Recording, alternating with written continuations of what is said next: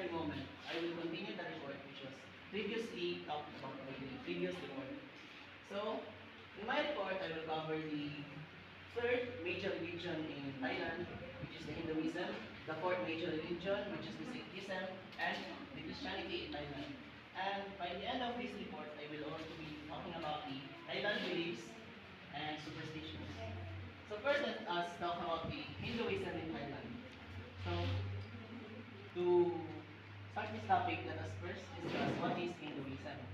So Hinduism is one of the world's oldest religions, primarily practiced in Indian subcontinent. It's a complex and diverse system of beliefs, rituals, and traditions. Unlike many other religions, Hinduism doesn't have a single founder, a specific doctrine, or a centralized religious authority. So Hindus believe in multiple deities, with major gods being Brahma, the creator, Vishnu, the preserver, and Shiva, the restorer. So, mo siya, no? Ang Hinduism ay isa ni siya sa religion sa kalibutan na pinakadaghan sila og kuan. Pinakadaghan og deities or gods. So, na pinabasahan ko ani nga na ay text sa religious sa una nga ay sa Hinduism, about Hinduism sa una nga pero na there are countless gods. So, as we learn about the simple background of the Hinduism, let us now proceed to the Hinduism in Thailand. So first, let us talk about this Hindu celebration in Thailand. First is the Deepavali. So, unsa man ang Deepavali? Deepavali, commonly known as Diwali, is one of the most widely celebrated Hindu festivals in Thailand. It is a festival of lights. So, basta may itang Deepavali festival, may sinalam niya siya sa lights, which symbolizes the victory of light over darkness and good over evil. So, mo siya ang Deepavali. Next, Hindu celebration which is regularly celebrated in Thailand is Navaratri. Unsa man kining Navaratri? Navaratri is a Hindu festival celebrated for 9 nights and is dedicated to the goddess Durga. It involves religious rituals, music, dance, and cultural performance. So next, napo tayo ginatawag og Holi. The Holi na festival na Holi. Holi is the festival of colors. It's celebrated by Hindu community in Thailand, although it may not be as widely spread as in India. Participants throw colored powders as you can see in the picture na ang mga nag-celebrate aning festival, nilabayay sila color pero sa may pasabot ani. So participants throw colored powders and water at each other or sing and dance and enjoy festivity. So ano siya? Nilabayay sila colored powder. Next festival na celebrate sa mga Hindu in Thailand is Maha Shivarati. Isa man siya. So Mahashivarati, this is a festival dedicated to the Lord Shiva. So basta na ako kayo na, kinsa man si Shiva. Shiva is the destroyer god.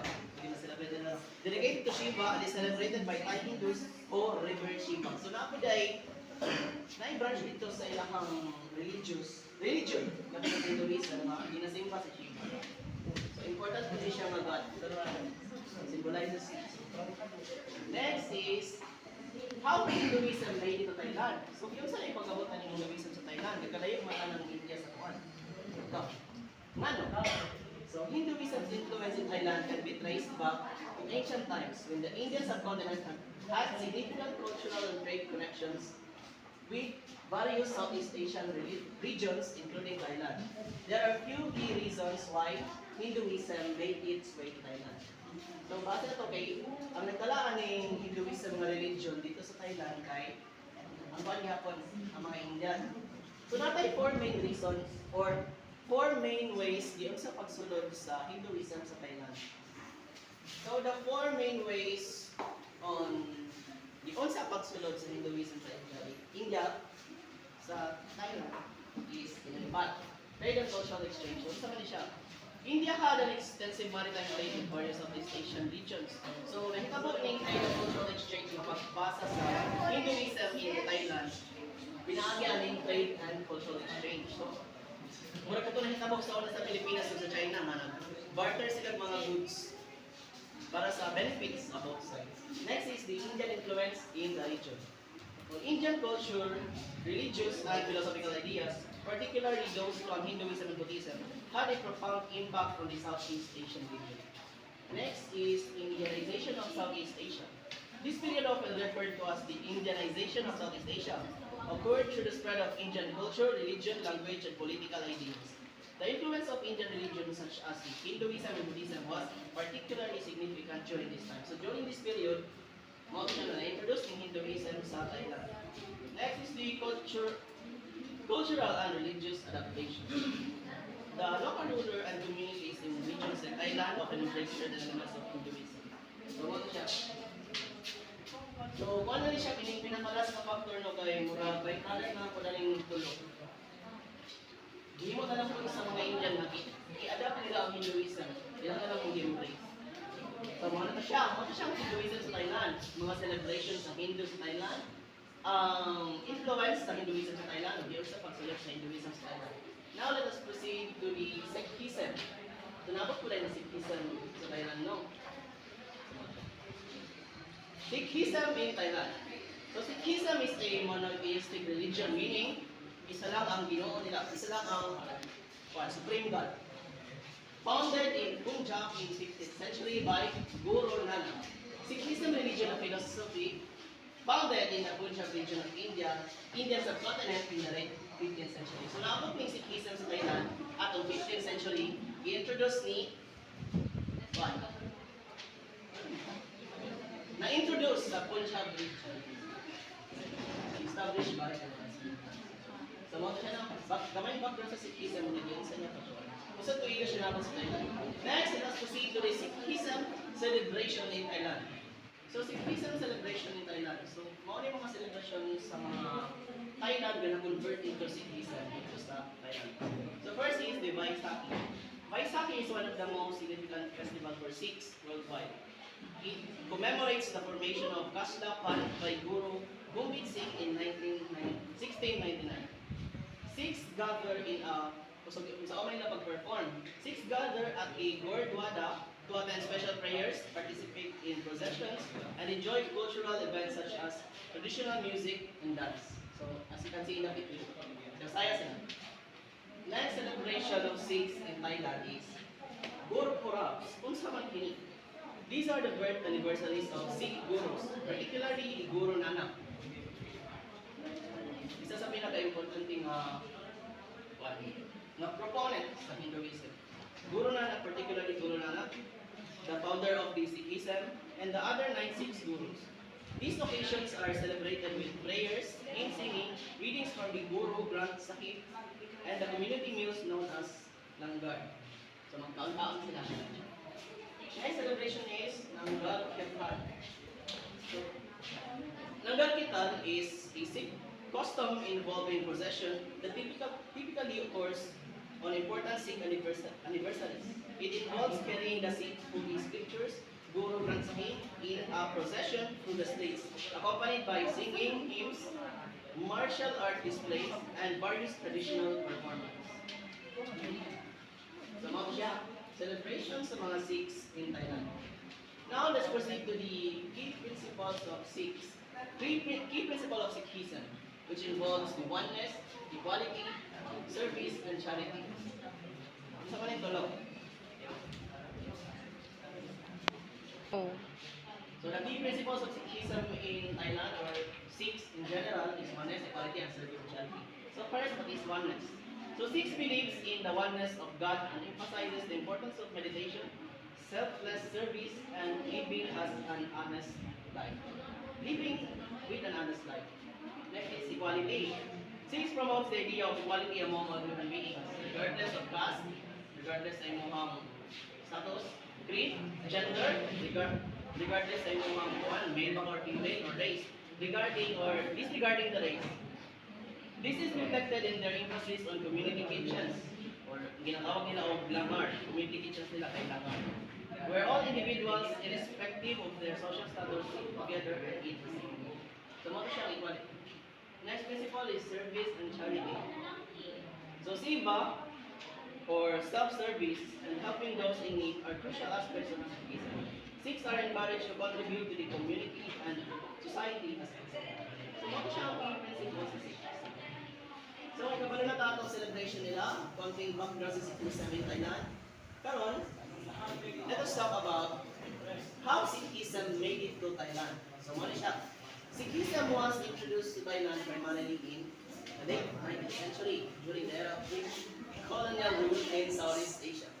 Six migrants, particularly from India, gikan sa India, arrived in Thailand as a part of the British colonial presence in the region. So naabot din yung Sikhism sa Thailand, no?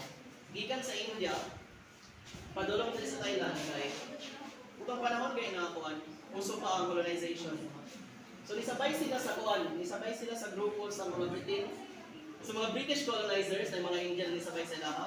So with those Indians na nisabay sa mga British colonizers, gidala po nila ng belief nga Sikhism. So now, let us proceed to the Christianity. So Christianity in Thailand. So the modern history of Christianity in Thailand. So sa kini nga part is kaya na to kung yun sa pagsunod ng sa Christianity sa Thailand. So the modern history of Christianity in Thailand begins with the work of missionaries. So parehas sa nakita mo sa Pilipinas no, sila Magellan ang nagdala din sa Christianity sa Pilipinas. Kinipod sila ang nagdala sa Christianity padulong sa Thailand kay mga Christian missionaries. Nanisabay sa kanilang mga expeditions nila ilaki o na. So, mura byproduct ang nipag-spread sa religion na Christianity. So Christianity was introduced to Thailand by European missionaries during the 16th century. Different branches of Christianity including Roman Catholicism and various Protestant denominations have a presence in the country. So mo siya ang background sa Christianity in Thailand yun sa pagsulod. Gisulod pinaagi sa mga missionaries ug yan nakasulod siya sa Thailand atong 16th century. Next we will talk about the Christian celebrations in Thailand. So in Thailand, ang mga Christian communities dito naga-celebrate yung sila ng Pasko or Christmas. So Christmas is celebrated by many Christians in Thailand. Churches, organizations, special services including midnight mass, tapos sila mga misa, and other ceremonies to commemorate the birth of Jesus. I-celebrate kaya pa nila next celebration, next Christian celebration sa Thailand is the Easter. So Easter, commemorating the resurrection of Christ, is observed by Christian community in Thailand. So ina-perform nila ni sa inahin na paagi. Churches often hold services and events, including special prayers, hymns, and sermons during this period. So based on the picture, ano sa inyong na-notice? So nakita na ito na siya element sa Easter, Christian Easter. Pero at the same time, di ko talag po nila og gamay elements gikan sa Buddhism or sa gikan sa kuan. Katong culture din sa Thailand. So di ko talag nila mga gold design, ano sa gold. So bali, nahimo siya kuan fusion sa duha ka religion. Next is the Pentecost. Naabot po ng kuan. Nag-celebrate po sila ito. Pentecostal. Then, mauni siya ang kuan. Assumption Cathedral. Cathedral is located within 100 meters of the Oriental Hotel.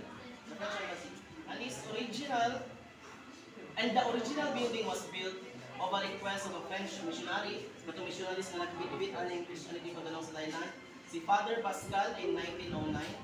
And the work of a French architect which saw the cathedral completed in 1921 during the reign of King Rama II.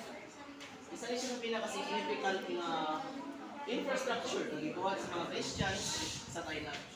At this juncture, mamalaka-discuss sa kakang mga religion sa Thailand. Mga different religions sa Thailand, ikan sa upang nasod, na nasunod sa ilang nasod sa laylay pagi. Karon, discuss na po nato ang mga beliefs in Thailand, or Thailand beliefs. First is animism. So under sa animism na beliefs, nagasuo sila aning spirit houses, nature spirits, ancestor worship, amulets and talisman, shrines, and sacred places. So it says, how are these? Na aning spirit houses. Ano sa maning spirit houses? So, one of the most visible expression of animism in Thailand is the widespread use of spirit houses. Ano sa maning sila? Ano sa spirit houses? These miniature houses, as nakita niyo sa picture, muna siya kamay nga balay, houses and public places.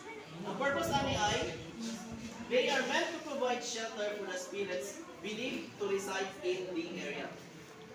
So, ginabuhat nila nino kay, ginadalaan nila ni Kuan, regular sila nagadala o offerings, mga bulak siya or pagkaon. Ang purpose nila kay, Para po, i-apis itong mga spirits daw na nagpuyo aning gamay nga balay-balay. So, nagkatoo sila. Next nila mabilib is the nature spirit. Belief encompasses spirits. Believe to dwell in nature. So na ayon sa kuan animism na ay spirits sa trees, spirits sa mga bato, rocks, spirits sa rivers, and other natural elements. And are thought to be inhabited by spirits. Ang mga bato, mga kahoy, guban pang mga butang na makita nato sa nature. Ayon sa animism nato sa spirits. Next is ang ilan ng agispan sa familiar money. Kung sa Bisaya term or equivalent ani sa mga Bisaya or sa Pilipinas, kaya ang ilan sa talis mga anting-anting, mga agad-agad, mga agimat, sa mga siya. Nagatuwa po na mga Thailand nato. Nagkini siya na under siya sa animation. Spirits ato nga mga object. Ginatuuhan nila nga na ay ko, na benefit sa ilaha para mag-protection. Next is shrines and sacred places. Various shrines and sacred sites hold significance in Thailand animism. People make pilgrimages to this location to pay homage, leave offerings, and seek blessings or assistance from the spirits believed to reside. So nagyapon sila mga shrines pareha sa ubang buwan, pareha sa ubang religion sa South Asia or Asia in general. Next is the superstitions. Mga superstitions na nakalong sa Thailand. So, sa mabantayan ninyo karon na ubang superstitions na nila ay kalibaya sa Pilipinas. Sabihan ni Kuan, kining soul calling and spirits, kining lizard calls. Ito na i-discuss. So, ang superstitions in Thailand, which is mga famous superstitions in Thailand, includes the space beliefs, lizard call, soul calling spirit, taboos about 20 feet, mirror superstitions, and color beliefs. So, isa na ito na. Unang na ito na yung sneeze beliefs. So, similar to many cultures, para sa ito, sneezing is often associated with superstitions. In Thailand, kung sneeze ang isa katao, it is believed that someone is talking about them. So, lain ang libak. Kung mahatching ka dala, kuno ay spontaneously, ang patuwa nila anak, lain ang libak sa ilaha. So, similar po nito sa urban cultures, labi na sa kuan, na po sa Japan. Pinakita ko anime sa una nga makita ni mo tuan, believe. Na po sa to na po sa to just this belief. Pinigiba ko ka mo hatching ka. Next is the lizard god. Mali. In Thai superstition, the sound of lizard chirping near or outside the house is considered an omen. It is believed that the direction from which the sound comes is predict good or bad news. So, pag naaday ko sa pining nga belief, pag makadawag ka pagtiki, sulod pa mo sa balay or sa kanang gawas, nasa kahoy. Depende sa tingog na ginapagawas atong nga lizard. Posible na siya nagpasabot. Posible nga bad omen na siya or good omen. So, na yung mga butay ng mga sa mga or next is taboos about pointing feet. Sa mani. Pointing your feet at a person, especially at elders or Buddha images, is considered disrespectful. So sa Thailand, bawal mo itudlo ng ilahang Buddha gamit yung tiil. Kaya wala siya, tabu. Basta dili siya frowned upon by the general public. Kaya itudlo ni mo ang Buddha gamit tiil. Sa paman. So not just Buddha, no? Kuan po siya. Kung itudlo po nimo ang ubang tao gamit ang imong tiil, bad gihapon siya magkuan. Tamo gihapon siya. Bawal siya. Lain siya ang pasabot mo siya. Disrespectful. Next is the mirror superstition. Pare-parehan sa ito, there's a superstition that breaking a mirror brings bad luck. So, dahil sa ito, kung makabuwag ka sa amin, pinakatuig ka kung gaba, pinakatuig ka, magabag ang pinakatuig kung makabuwag ka sa amin. So, similar sa ito. Next up sila yung color beliefs. So, like other religions and cultures in our planet, naapod sila yung mga energies or mga traits na gina-associate sa mga colors. For example, sa China, ang red kay symbol of power, ang gold food, ang gold kikuhan, lucky, kanang swerte. So, same as with Thailand, naapod sila ilahang kaugalingan. So, colors belief. Colors are often linked with superstitions. Red is seen as lucky color, so pula sa ilahang kay swerte nga color, associated with prosperity and good luck. Yellow is associated with Monday, it is believed to bring good fortune. So, yellow, pinassociate sa goodness, which brings, para sa ilahan, nagabay yung good fortune.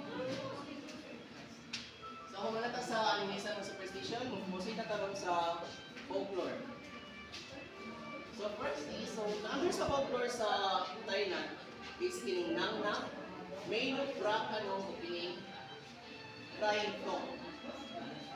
Right? So nakita niyo sa picture. Familiar ning kuan? Familiar ning picture? Yes. Saan niyo nakita? Salida. Sa ida. Oh. Kuan, gikan ni siya sa movie nga kuan Bima. Yeah. Pimap. Kanang Bima nakakuha na siya, naka-base na siya sa katong folklore about sa folklore nga Nangnak. So sa ning Nangnak.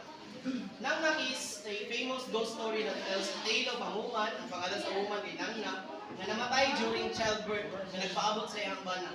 Her spirit continues to reside in their house, and when her husband returns, he remains unaware of her death. So, mo ni siya daw atong Bima kasalida, naka-base na siya sa folklore nga Nangnak. Next naman ni May na from Kanong. So, similar din siya sa kuan, similar din siya sa folklore ni Nangnak. Kaya lang, this legend revolves around a ghost female, May Nak ang pangalan, who died during childbirth gihapon and remains attached to her home. Her undying love for her husband keep her spirit bound to the house. So, ang kalainan sa kining May Nak, from Kanong, kining Nangnak, ang katong babae na namatay, wala siya kabalo, mamatay na siya. Kung pundo yung spirit sa balay, wala siya kabalo, mamatay na siya. Kining May Nak from kabalo siya, mapatay na siya, pero tungod sa iyang gugma para sa iyang mana, nagpabili ng iyang spirit sa ilang balay. So, what siya? So, ang gikuhaan no, buwan na ni, kung imuhang i-compare nito ha, mas dool ni, kining May na Frakanong, mas dool ni siya sa katong story sa Bima. Ang babae, kabalo na siya, namatay na siya. Pero tungod sa iyang gugma ng kuhan, nagpabili ng iyang spirit sa ilang balay. So, ang pang-last na itong folklore kay kining Crying Frog. Crying Frog is the story of a heroic prince, Crying Frog, who fights against giant crocodile. He eventually defeats the crocodile and saves the townspeople. So, about siya sa kanang kuhan, wala siya epic. This story often depicted in Thai literature and art. So, mo siya no? So, this is the end of my report. So, at this afternoon, we've learned about the major religions in Thailand and the Thailand beliefs.